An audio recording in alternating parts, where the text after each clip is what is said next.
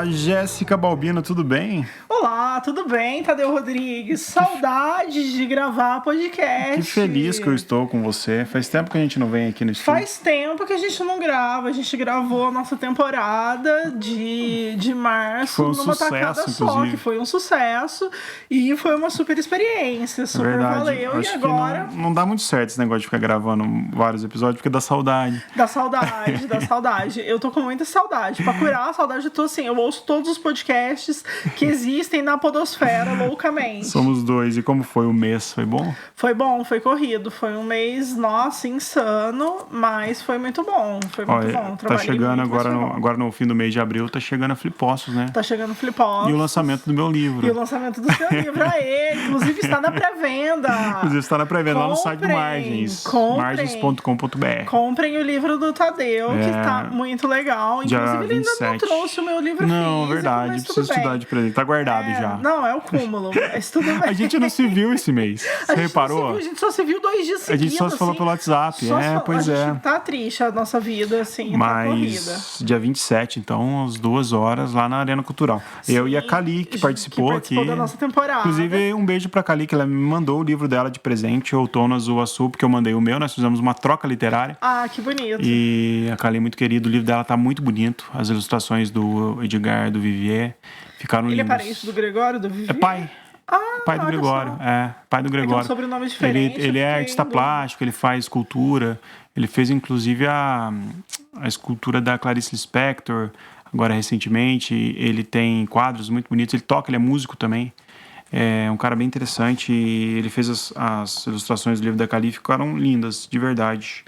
Eu ainda não vi o livro da Cali também, só li o que tive acesso. Mas acho que agora, esse mês, vai estar mais tranquilo, apesar da Flipostos. Na Flipostos a gente vai tentar trazer uns nomes bons pra cá também, né? Sim, a gente vai tentar fazer uma temporada especial. Estamos com nomes especiais aí, né? Estamos com nomes especiais, a gente vai conseguir trazer. Gente, gravar podcast é uma aventura. As pessoas pensam que é uma coisa super tranquila, mas no nosso caso não é. Até por telefone, assim, é difícil às vezes, né? Bater a hora. Porque a gente não sabe gravar em casa. A nossa limitação de conhecimento tecnológico não permite com que a gente grave em casa.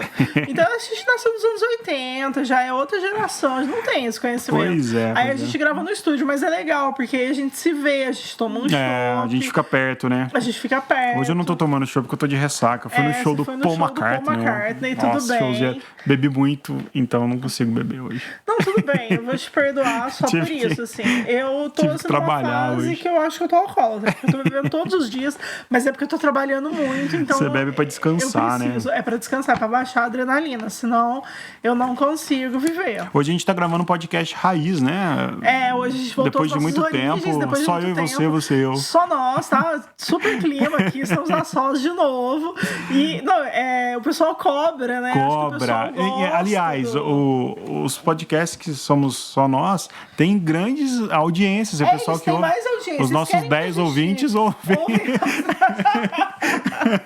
Vocês querem que a gente pare de gravar acompanhado, que a gente grave só, tipo, sem fazer entrevista, só nós dois?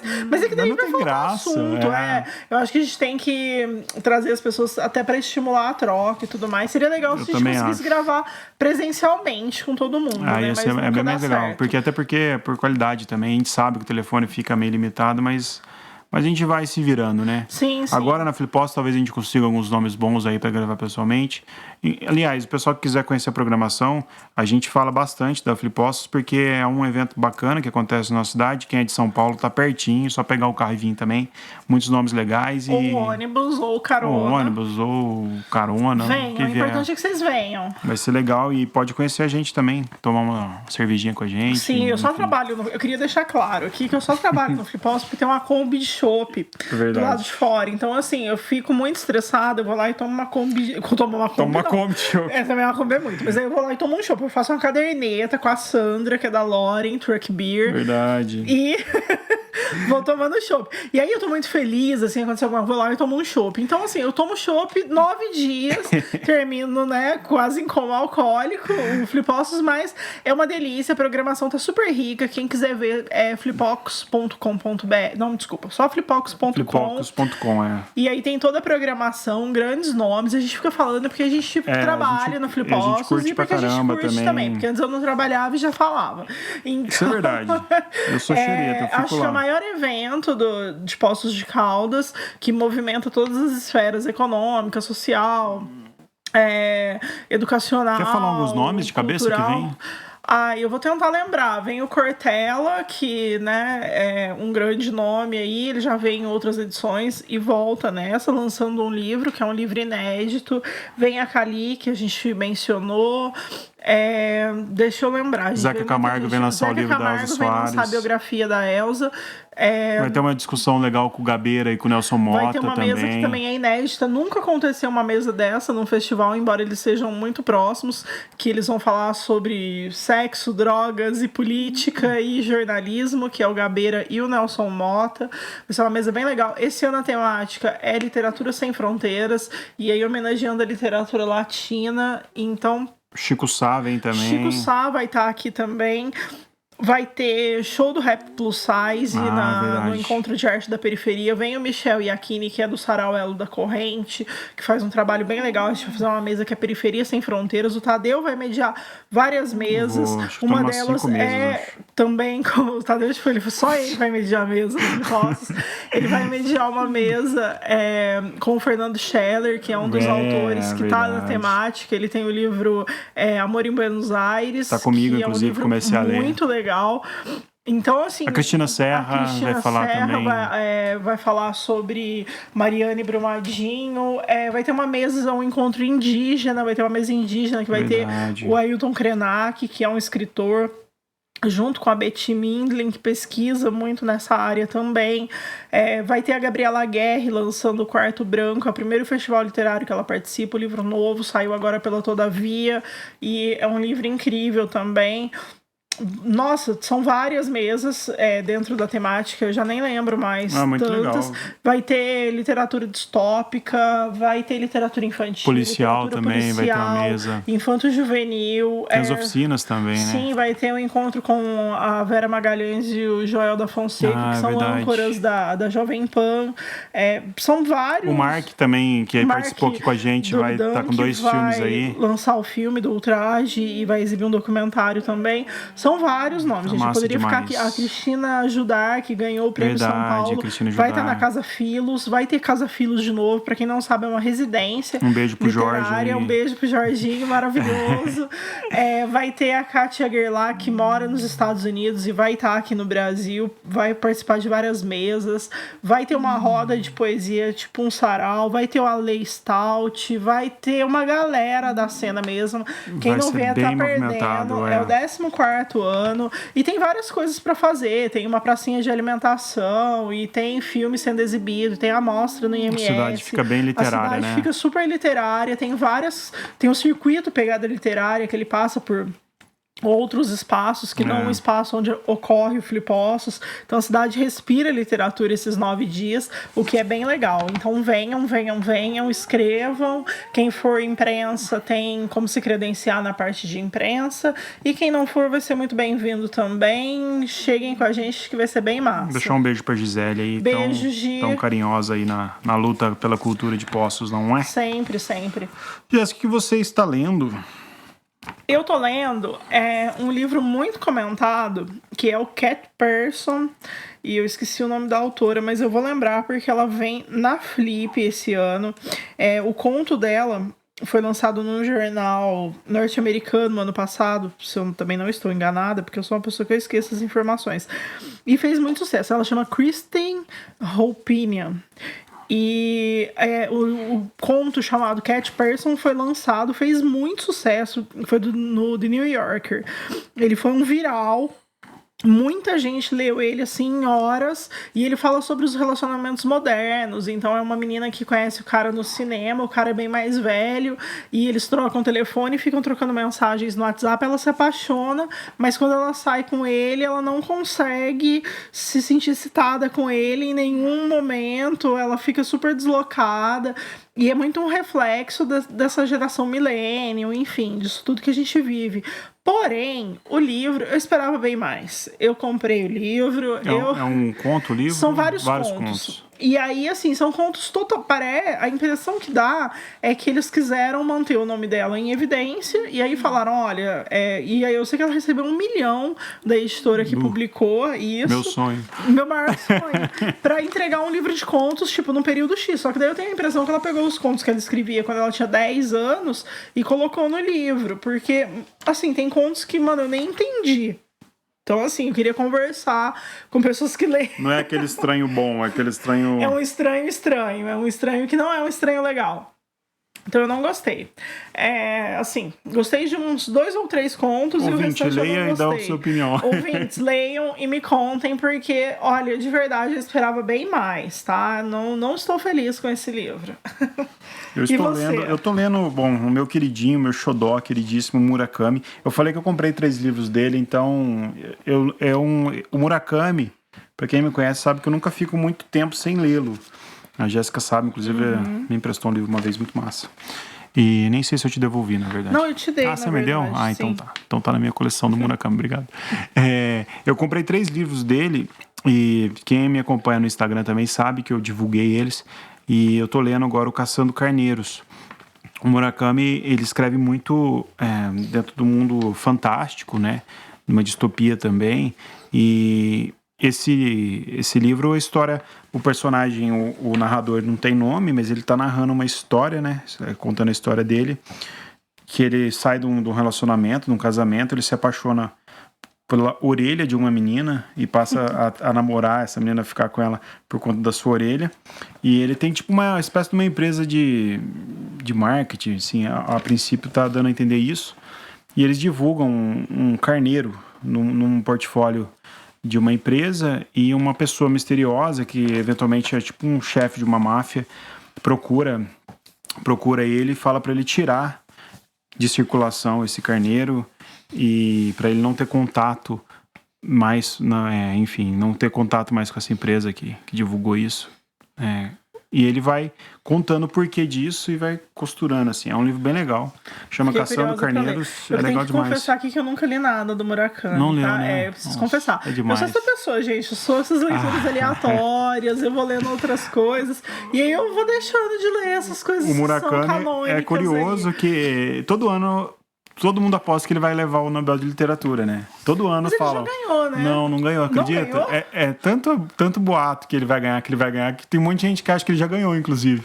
Mas ele ainda não ganhou, não. Nossa, eu podia jurar que ele tinha ganho. Essa semana também eu conheci a obra de um poeta português. Ele ganhou, sim. Ganhou, não. Em 2017. Ganhou, sim, Nobel Prize de Literatura. Então ganhou? Sim. Então tá bom. Então ganhou, já que... Sim. Então ele saiu dos boatos, sabia, então... Tá vendo? Eu sabia que ele Nossa, eu tô mais informado que você. Bom, enfim, ele é bom. Agora, então, o Nobel de Literatura. E é engraçado que ele tem um livro que chama Romancista como Vocação, que ele critica pra caramba os prêmios, assim, sabe? Ele é contra prêmio e tal. Mas eu não sabia que ele tinha ganhado. Foi 2017?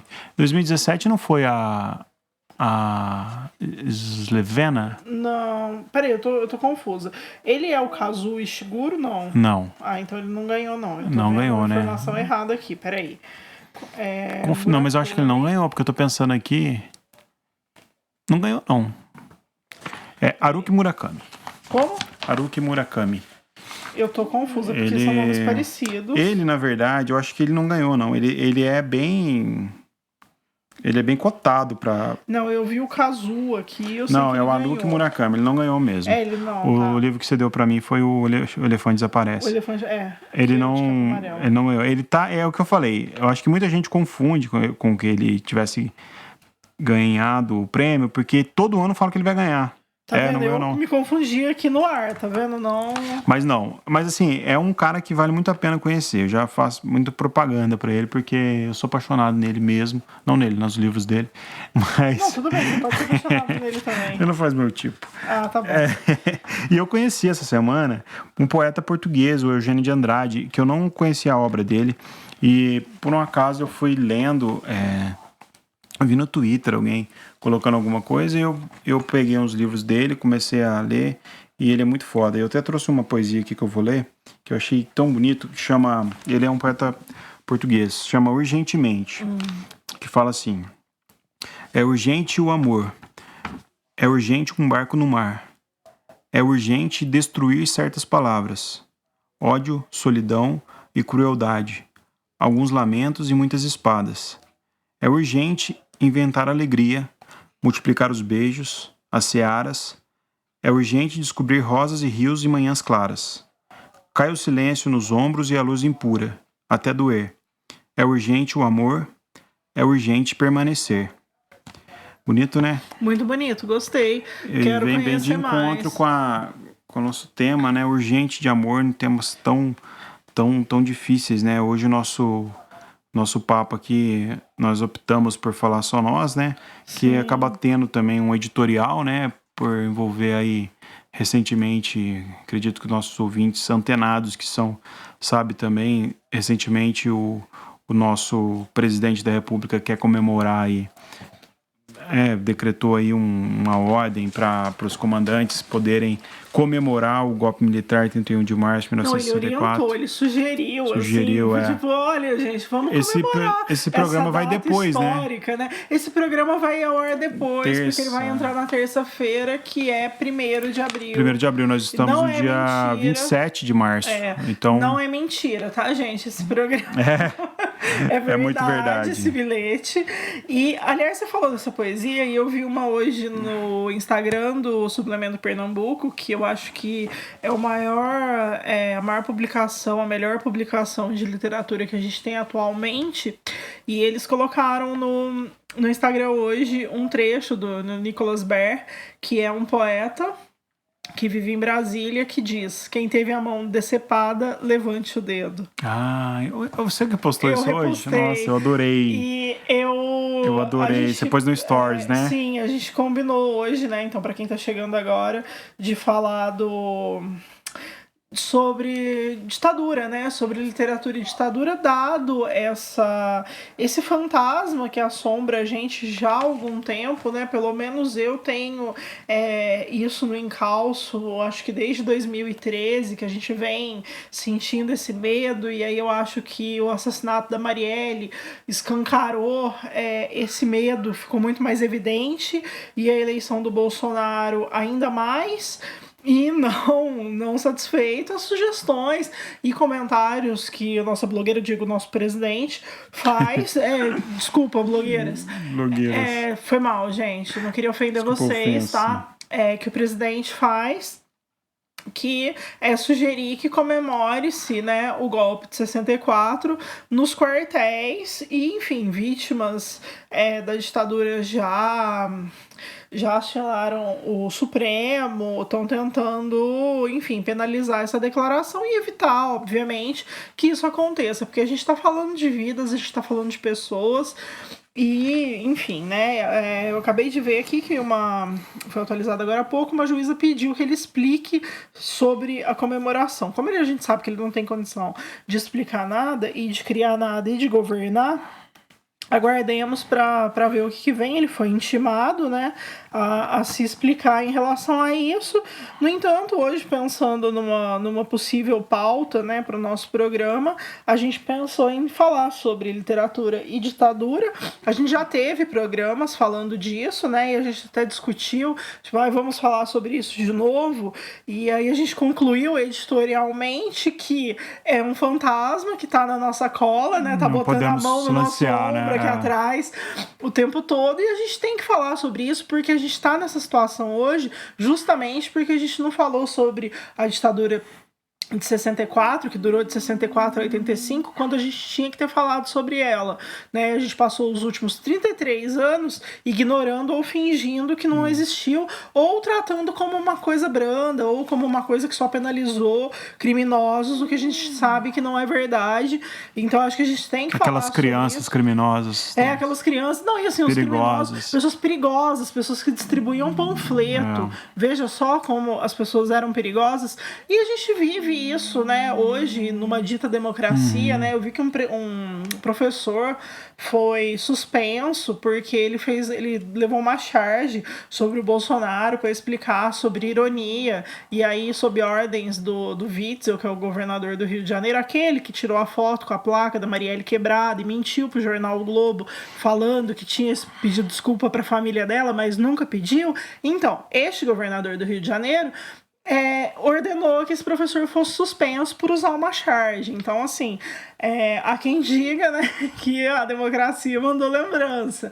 E a gente tem que concordar com isso. Então, a gente vai falar enquanto a gente pode. Haja vista que, né... Vamos falar enquanto a gente pode, porque a gente que trabalha com arte, né, a gente sabe quando a gente já falou desse episódio, só nós dois, já falamos com o Matheus Leitão. Sim. E agora é a terceira vez que a gente tá falando, e eu acho que se tiver que falar mais 10, a gente fala. Porque eu acho que a literatura tem um papel tão... acho não, né? A literatura tem um papel tão crucial em momentos ditatoriais, em momentos autoritários, porque na literatura você consegue perceber e diagnosticar um movimento que acontece, como que é a rua naquele período. Então, se você lê um romance que se passa nesse período de 64 a 85, possivelmente você vai identificar como que era o cotidiano daqueles, como que era o medo daqueles, como que era estudar, ler, compor, criar, ou se exilar, ou ter que sair, ou ficar no país, ou até mesmo uma cidade que não foi atingida por nada da ditadura, uma cidade de interior, uma zona rural, como que era refletido as notícias que chegavam, as notícias manipuladas. Hoje, com o advento da internet, a gente consegue falar mais, porque a gente tem um pouco mais de vazão, mas como que era? Então, eu acho que o papel da literatura, ele foi crucial, porque se não fosse literatura, a gente não saberia como que seria a vida naquele período de um modo eternizado. Então, se a gente ler daqui a 200 anos, a gente vai saber que em 1965 se caminhava pelas ruas da capital do Brasil de determinado jeito, se comportava de determinado jeito, né? A gente pode pegar dentro, até antes, né, da ditadura, Euclides da Cunha com os Sertões, por exemplo, já fazendo essa crítica social, por exemplo. Então, eu acho que é bem pertinente e a gente deve fazer isso. É importante a gente pontuar que o Brasil ele passou por 400 anos de escravidão, né? Foi o último país da América Latina a abolir a escravidão. Então, a gente tem esse resquício ainda hoje, porque a gente tem, 100 anos, né, sem a escravidão.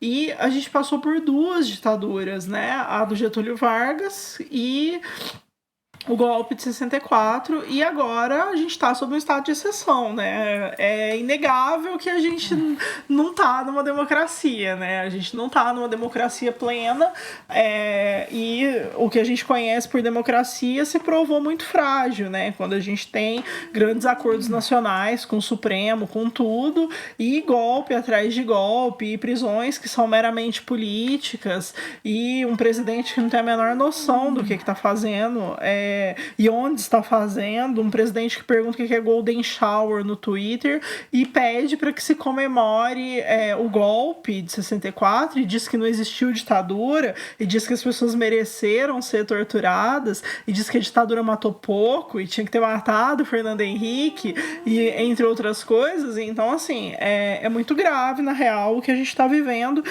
E né, a gente tem várias pessoas que se pronunciam hoje, né, sobre isso, várias pessoas que escrevem hoje sobre esse estado de exceção. Eu lembro que eu fiz uma lista pro Margem sobre poemas de luta, acho que eram 10 poemas de luta, eu soltei o ano passado, e aí eu trouxe poemas de vários, né, de diferentes momentos, assim, de 2013 em diante, que eu acho que foi quando a gente virou essa chave, né, para começar a falar sobre isso, e aí eu trago 10 poetas, que são 10 mulheres, fazendo esses poemas de luta, e fica essa dica, tá no Margens, é só buscar lá.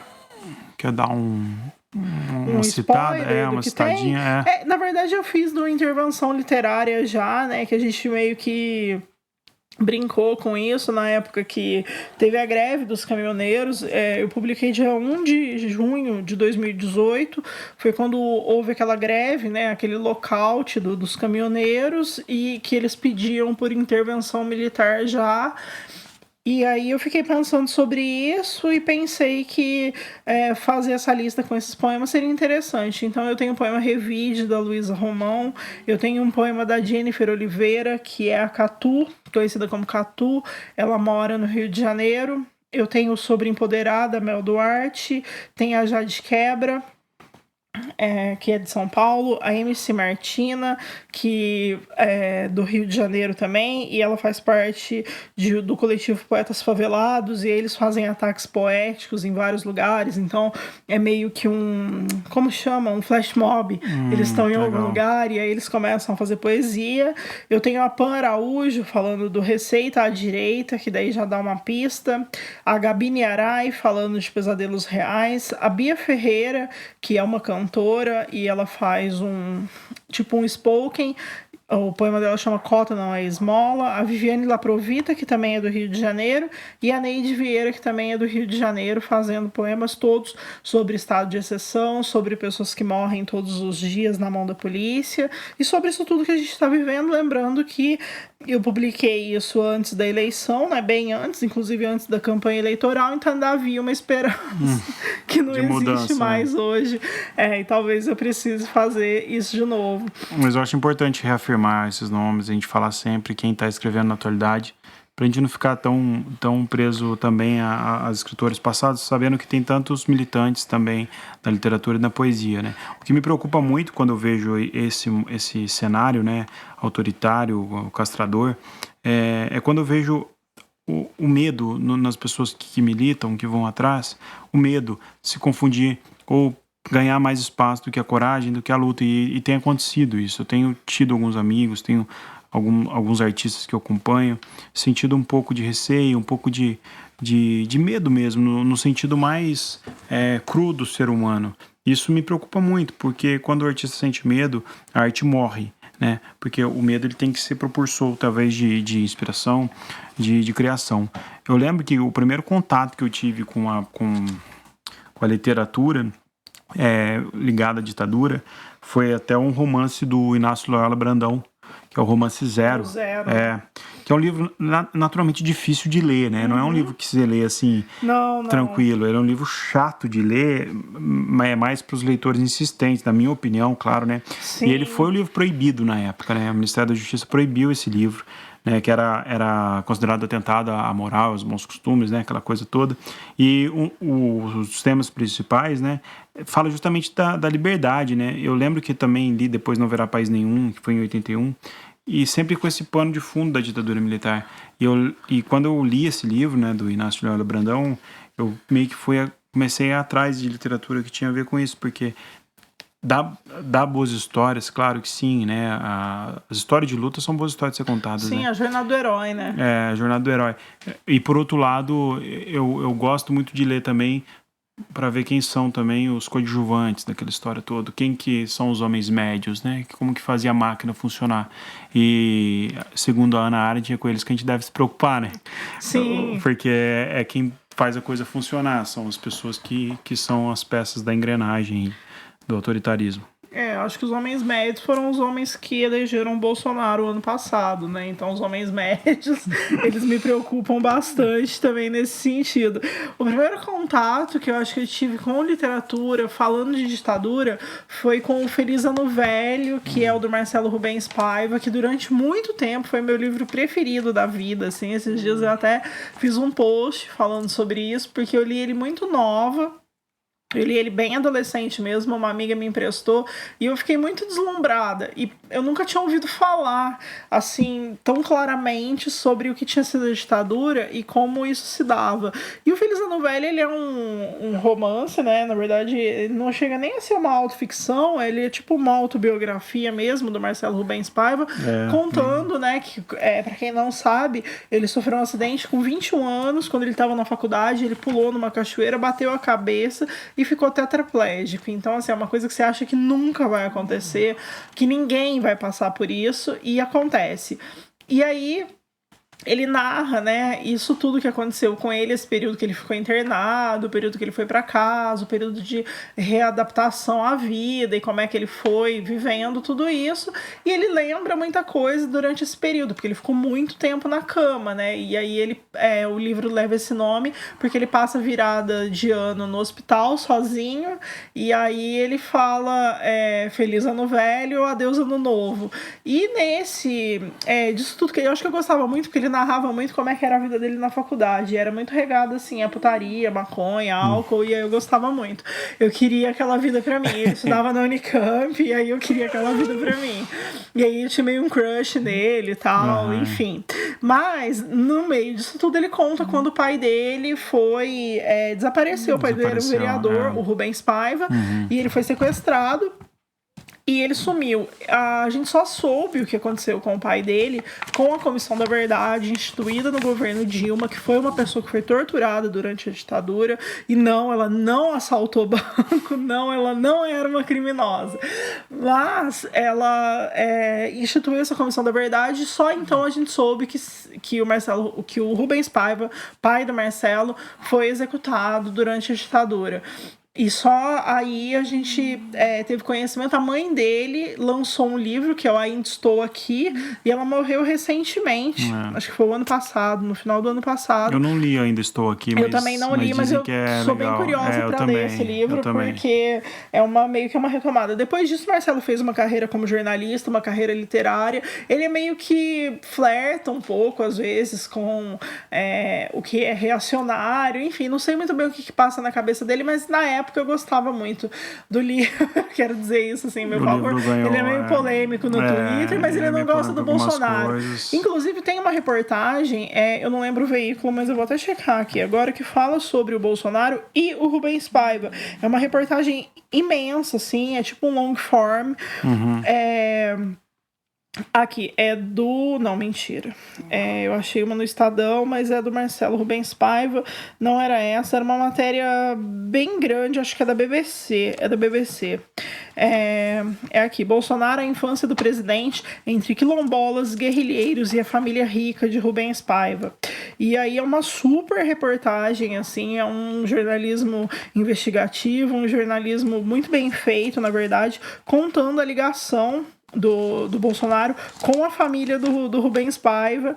E, enfim, aí acho que é bem pertinente a gente tá falando disso aqui. Quem ainda não leu o Feliz Ano Velho, leia. Inclusive, esses dias eu assisti um filme muito legal, por indicação da Cíntia Risoli, que é nossa ouvinte, a fotógrafa, e ela me indicou esse filme que chama Califórnia.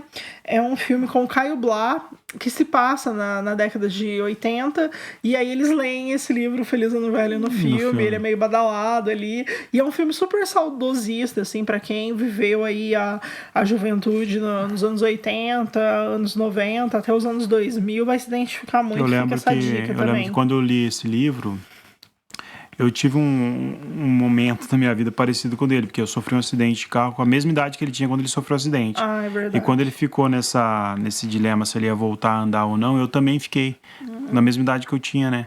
E eu lembro que as sensações que ele descreveu no livro com a mãe dele, arrumar a casa, organizar a casa para ele se locomover, seja de cadeira de roda ou como desce, né? Eu também tive os 6 primeiros meses deles, foi muito parecido com o meu. Por sorte, né, eu recuperei, ele não... Eu lembro que eu tive um carinho muito grande por esse livro, por esse fato. Engraçado, né? A gente pega um afeto pelo livro, às vezes, por aquilo que nos prende mais. Sim. E tá realmente... vendo? Olha como é que eu sou leviana aqui no rolê, né? Como é... O Tadu tá aqui, ele sofria com essa idade, na cama, pensando se ele ia voltar a andar. E eu, adolescente, eu pensava em sexo, drogas e rock and roll. Eu gostava do livro porque por causa da putaria, por causa das drogas, por causa da bebida. É um livro cheio de palavrão, gente, né? Mas é verdade, essa pessoa sou eu, é um livro cheio de palavrão. Ele transava demais, eu tinha vontade, queria. É isso, fui sincero. Mas uma coisa não exclui a outra. Claro que não, o livro dele, inclusive, ele tá ali de cama, mas olha, ele tá super prático, é por isso que eu tinha um crush nele. Mas é verdade, é engraçado, porque esse livro ele é bem completo. O Rubens Paiva mesmo... Inclusive, Marcelo, se você estiver ouvindo algum dia, tamo aí. Tamo aí, tá? Se quiser participar do podcast também, aí. viu? Só queria te dizer que eu tô aí, ó, @Jéssica Balbi. Mas é engraçado até que ele fala, né, que o livro ficou maior que ele. Eu não lembro se eu vi uma entrevista com ele, que eu até tive essa dúvida quando eu fui lançar a grande peça. Não sei se eu já falei isso aqui.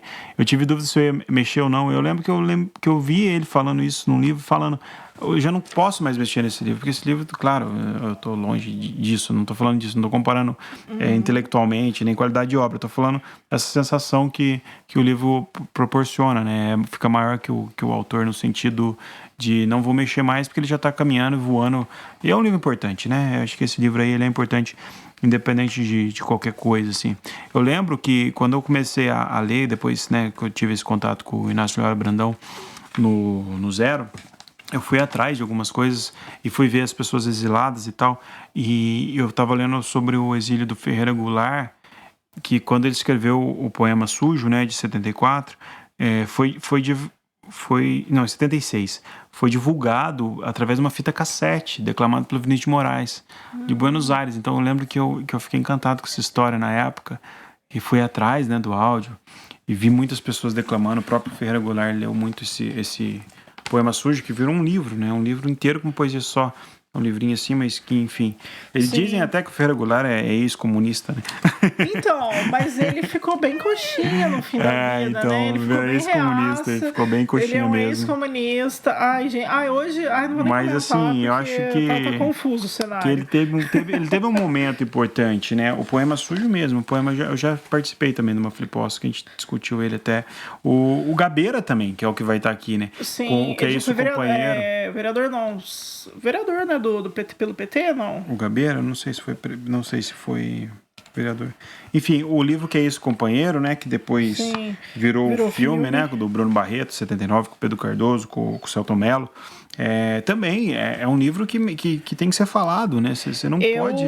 Eu caí da besteira, porque foi uma besteira que eu fiz. Já assisti esse filme um dia depois da eleição. Mas você já tinha lido o livro? Eu já tinha lido e eu já tinha assistido. Você sabia a história também, já sabia. Mas eu falei, deixa eu assistir de novo. Gente, por que a pessoa se tortura assim, né? Ela fala, já que eu vou ser torturada algum dia pelo DOPS, deixa eu me torturar aqui antes pra saber como é que é. Fui lá e assisti o filme, né? Então... E é bom o pessoal saber que é um jornalista, um amigo, né? Que tem... Esse amigo aí é capturado. Eles eram, né, num grupo guerrilheiro de esquerda. E numa das ações aí do grupo, o amigo desse jornalista ele é ferido, capturado pelos militares. E o jornalista, então, ele planeja sequestrar o embaixador dos Estados Unidos do Brasil, né? Como chamava o nosso país. Que é o Charles Burke. E, enfim, para negociar a liberdade e tal. Então, é um livro muito bom, assim, é muito dinâmico e faz a gente pensar demais, né? Eu acho, a gente até falou disso aqui uma vez, e sempre que a gente fala dessa coisa de arte e ditadura, eu acho que levanta aquelas questões. A pessoa, o artista, ele consegue escrever mais em momentos caóticos, ele consegue falar mais em momentos que o mundo preza aí pelo seu silêncio, o mundo autoritário. O que você acha, Jéssica? Como que você vê isso? Olha, assim? Eu posso falar por mim. Eu tendo a criar mais no caos. Se a minha vida estiver ótima, estiver na calmaria, eu estiver de frente pro mar, jamais eu vou pensar em escrever. Você até comentou uma vez no Slam que teve teve um brasileiro. Sim. Não, essa história é muito boa, né? Porque como que é mesmo? Eu fui pro Rio Poetry Slam em 2016, que acontece na FLUP, que é a Festa Literária das Periferias. Quem não conhece, conheça, porque é revolucionário. E neste Rio Poetry Slam, o Rio de Janeiro cedia esse campeonato, que é um campeonato internacional de Slam Poetry. Para quem não sabe, Slam Poetry é um campeonato de poesia. As pessoas fazem poesias autorais de até 3 minutos, passam por rodadas, tem um júri que é escolhido na hora, dá nota de 0 a 10, não pode adereço, não pode acompanhamento musical, é a pessoa, a voz e a performance. É muito conhecido no mundo, existe no Brasil há quase 11 anos. E nesse campeonato, que é o primeiro internacional da América Latina, e é o único internacional do Brasil, vieram 15 poetas de diferentes países e uma poeta brasileira, que foi a Mel Duarte, que nesse ano ganhou. E a gente tá lá, e aí sorteia por chave, né? Igual a Copa do Mundo, sorteia-se a chave. E aí tinha o que eu percebi durante as apresentações? Os poetas latinos, eles, até estadunidense também, né? Então posso dizer que os poetas americanos faziam poesia sobre questões raciais, sobre questões étnicas, sobre preconceito, sobre violência e assim, o que era América Latina falava sobre violência contra a mulher. Então a poeta argentina, a brasileira e a mexicana falavam sobre violência contra a mulher e sobre o corpo da mulher. Tinha um poeta sueco, um cara incrível, assim, uma pessoa super divertida, e a poesia dele era sobre supermercado. E aí ele falava sobre as coisas que, tipo, a diferença dos produtos na prateleira do supermercado. Eu assisti aquilo e eu fiquei muito incrédula e, ao mesmo tempo, esperançosa. Porque eu falei, gente... meu sonho é um dia a gente chegar no Brasil e não ter mais esse tipo de problema, né? E poder falar sobre a prateleira do supermercado. Falar sobre os produtos que tem na prateleira. Mas assim, a gente tá comparando a Suécia com o Brasil. Isso não é uma coisa que vai acontecer agora, né? E até por, sei lá, enfim, várias questões. Eu acho bem emblemática essa história. É bem emblemática. Hoje eu conversei com a Cíntia, já falei aqui dela hoje, a gente tava falando, ela ouviu o programa da Cali e ela comentou, ela falou, é muito legal e é bacana como é que a poesia dela é parecida com a da Matilde Campilho e os temas que elas falam, o que é muito diferente dos temas brasileiros, né? E eu falei, mas é óbvio, porque Portugal é um país extremamente diferente do Brasil. Portugal colonizou o Brasil. Não tem como a gente falar da mesma coisa. Não tem como a gente falar sobre cenas e rapazinhos e gajos enquanto o país, o couro tá comendo e o presidente tá achando que tem que celebrar a ditadura, acaba né? tendo essa força, né? Essa história é muito legal, eu acho que é legal contar. Claro que a poesia, ela tem todos os âmbitos possíveis, né?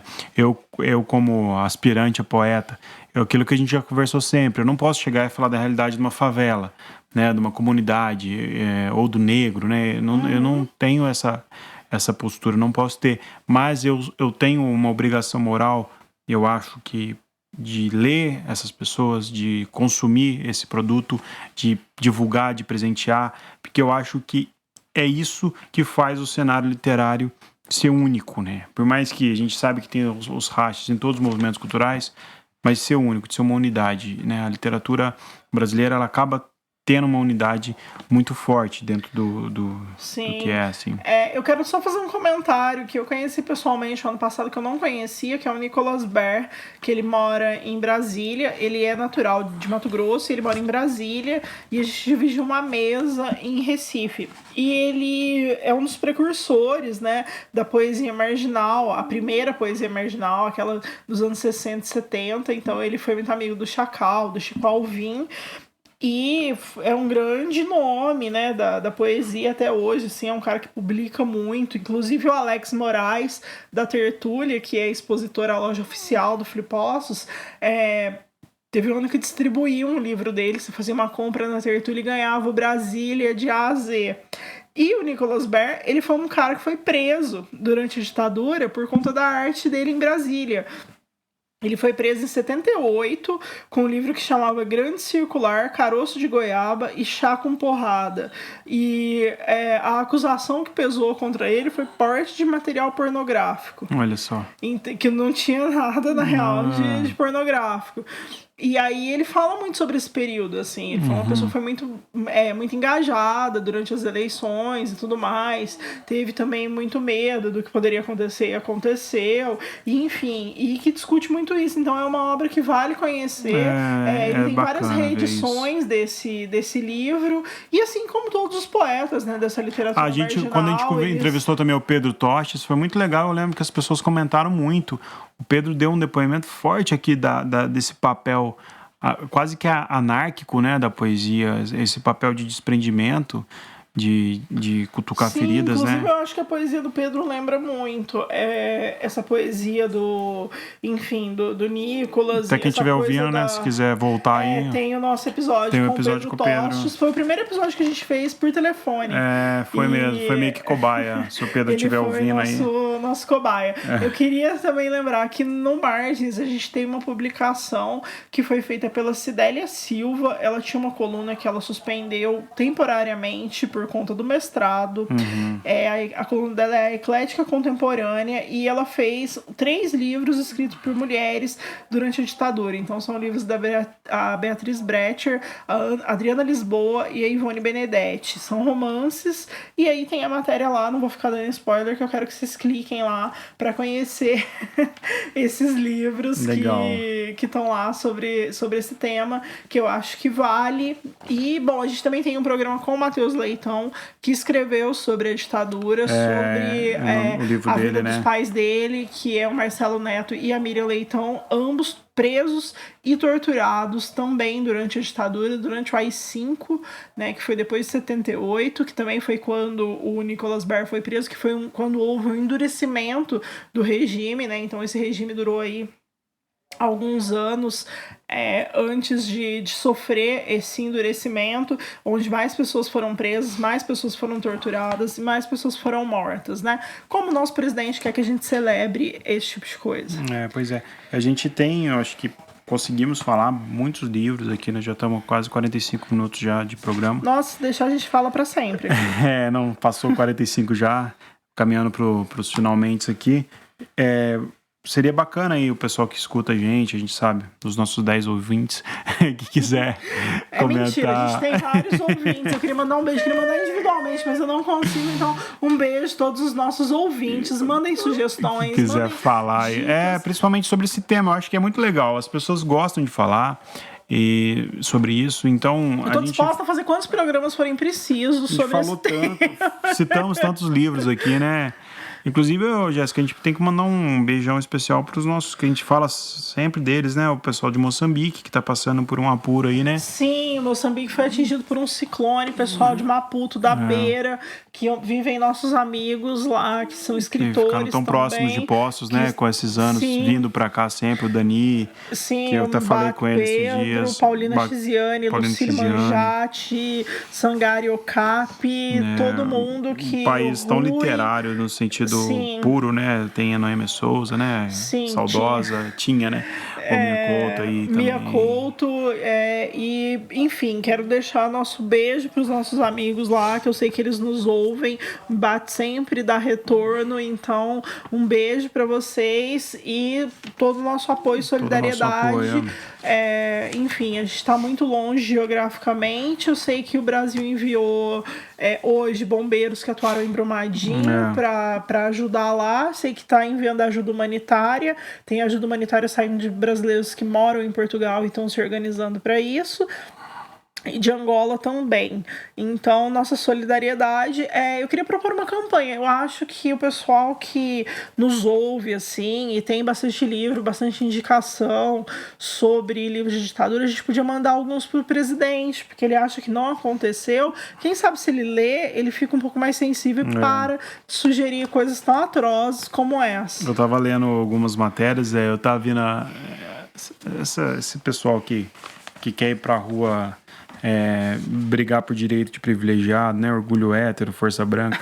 Eu tava vendo que em 2014, quando foram pra rua pedir a intervenção militar, algumas pessoas falaram-se as viúvas da ditadura, né? As mulheres que teriam perdido isso. Então, fica de reflexão, né? Eu acho que o nosso intuito aqui, dentro da polêmica toda, é sempre fazer a reflexão. E a literatura faz a gente sentir e refletir. A literatura... Não, gente, não é polêmica, não. Isso não é bom. A gente não tá fazendo polêmica. Não, foi o presidente que falou. Ele que faz Deus polêmica, a gente tá de boa. Fazer polêmica. Meu sonho era estar aqui falando de produto do supermercado. Mas é sério, eu acho que a literatura, ela tem essa força no sentido mais de rochificado, mais emblemático, porque nela a gente consegue se comunicar e nela a gente consegue se interar, conhecer, saber e não deixar morrer. Eu acho que o principal é isso, né? Então, demos milhares de dicas aqui de livros que nos remetiam à ditadura. Claro que se a gente ficar forçando a memória aqui, a gente vai lembrar de muitos mais. Mas é um episódio importante ser feito aqui. Vai ao ar, então, dia 2 de abril. Já passou as comemorações do golpe que o presidente tanto quer. Não sei como Será foi. que vai ter? Não, a gente não sabe. Esse podcast vai ao ar depois. A gente não sabe se vai ter. Você do futuro. Vai. A gente não sabe o que vai ser do futuro. É igual aqueles que a gente gravou antes da eleição. A gente não sabia o que ia ser do nosso futuro. Agora a gente tá vendo como tem sido o nosso futuro. E para quem perguntou da temporada, né? A gente falou no último episódio com a Kika que a gente estava planejando outras temporadas temáticas. A gente não vai falar ainda, vamos deixar. Não vamos falar o que é não. Mas a gente falou que ia começar em abril. Em abril a gente tá dando start com esse episódio, mas virou novidades, né, Jéssica? A gente vai ter no meio das temporadas episódios aleatórios pra vocês não ficarem com saudade. A gente... E por motivos de que pessoas querem ser entrevistadas, pessoas querem muito participar e a gente quer entrevistar todo mundo. Então a gente vai quebrar algumas temporadas com episódios aleatórios. Nós vamos colocar no meio das temporadas trabalhando com temas. Então a gente aceita sugestão também de temas, de ideias, de tudo mais. A gente tem pensado em coisas que podem agregar pro podcast, testando formatos e tudo mais. Em breve novidades. Muitas novidades. Beijos, nos sigam, nos ouçam, compartilhem. Beijo, bom dia, boa tarde, boa noite.